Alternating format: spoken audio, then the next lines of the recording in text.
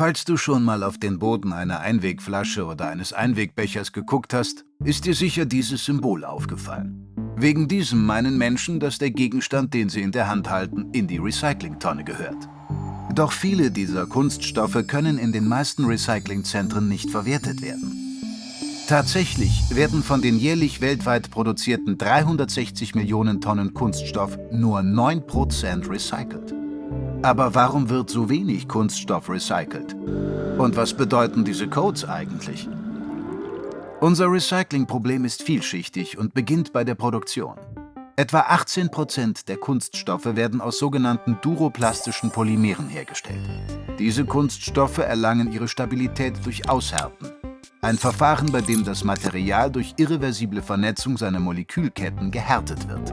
Genau die Eigenschaften, die duroplastische Kunststoffe so nützlich machen, nämlich dass sie auch unter extremen Bedingungen ihre Form und Beschaffenheit behalten, bedeuten, dass sie in den meisten Recyclinganlagen nicht aufgespalten und wieder aufbereitet werden können. Zum Glück sind die meisten Kunststoffe Thermoplaste, die sich schmelzen und neu formen lassen. Aber diese Kategorie umfasst auch viele weitere Materialien mit einzigartigen chemischen Strukturen, Gewichten und Eigenschaften, die alle unterschiedliche Anforderungen an das Recycling stellen. Daher werden an den meisten Recyclingzentren nur manche dieser Thermoplaste angenommen, was uns zum nächsten Problem bringt: das verwirrende Codesystem. Dieses System wurde 1988 von der Kunststoffindustrie entwickelt und eingeführt, um Verbrauchern und Betrieben beim Müllsortieren zu helfen. Jede Nummer gibt das Material an, aus dem der Kunststoff besteht, dessen Harz. Manche Nummern können in den meisten Recyclingzentren verarbeitet werden, andere nicht.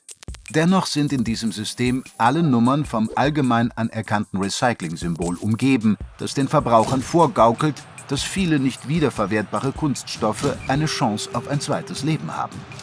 Und nur weil ein technisch recycelbarer Kunststoff in der Recyclingtonne landet, heißt das noch lange nicht, dass er seine Reise auch fortsetzen kann. Kunststoffe enthalten oft mehrere Harze, sind mit Farbstoffen und Additiven vermischt oder mit schwer zu entfernenden Aufklebern und Etiketten versehen, was dazu führen kann, dass sie in der Verbrennungsanlage oder der Mülltonne landen. Kurz gesagt, viele Unternehmen denken bei der Verpackungsgestaltung nicht an die Wiederverwertung. Selbst unter einwandfreien Bedingungen können Kunststoffe nur wenige Male eingeschmolzen und neu geformt werden, da sich ihre Polymere mit jedem Zyklus abnutzen. Wenn du aufgrund all dieser Probleme denkst, dass Kunststoffrecycling nicht praktikabel ist, bist du nicht der Erste. Diese Tatsache war der Kunststoffindustrie schon in den 1970er Jahren bekannt. Trotz ihrer Zweifel daran, ob umfassendes Recycling jemals wirtschaftlich rentabel sein würde, steckte die Branche Millionen in Werbekampagnen. In den USA betrieb die Kunststoffindustrie im Stillen Lobbyarbeit bei den Bundesstaaten und brachte die meisten dazu, gesetzlich vorzuschreiben, dass Kunststoffe die verwirrenden Harzcodes tragen müssen. Und damit wurde die Last, das wachsende Plastikmüllproblem zu lösen, von der Industrie auf die Verbraucher abgewälzt. Mittlerweile ist die Situation nur noch schlimmer geworden. Die steigenden Kosten für die ordnungsgemäße Trennung all dieser Abfälle, gepaart mit weniger internationalen Abnehmern für recycelbare Abfälle, haben viele Städte gezwungen, ihre Recyclingprogramme ganz einzustellen. Wie können wir also unser wachsendes Plastikmüllsystem in den Griff bekommen? Es ist klar, dass wir unseren Plastikkonsum reduzieren müssen. Mehr als ein Viertel unseres Plastikmülls besteht aus Verpackungsmaterialien. Viele Hersteller haben Schritte in die richtige Richtung unternommen, indem sie unnötige Plastikfolien abgeschafft sowie Plastikbecher und Tuben durch leichter recycelbare oder kompostierbare Varianten ersetzt haben. Für die verbleibenden Kunststoffe besteht eine Lösung darin, auf eine Kreislaufwirtschaft hinzuarbeiten. Das bedeutet, dass weniger neue Kunststoffe hergestellt und die Einwegkunststoffe abgeschafft werden und die verbleibenden Kunststoffe durch Recycling im Umlauf bleiben. Ein solches System erfordert politische Maßnahmen, die bereits bei der Herstellung von Kunststoffen ansetzen und dafür sorgen, dass alle hergestellten Kunststoffe frei von Verunreinigungen sind, die die Recyclingfähigkeit beeinträchtigen.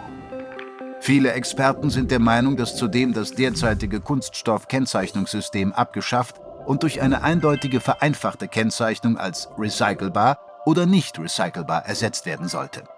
Das würde den Verbrauchern die Mülltrennung erleichtern und noch wichtiger, sie in die Lage versetzen, beim Kauf eine bewusste Entscheidung zu treffen und so den Druck auf die Hersteller erhöhen, für eine recycelbare Zukunft zu sorgen.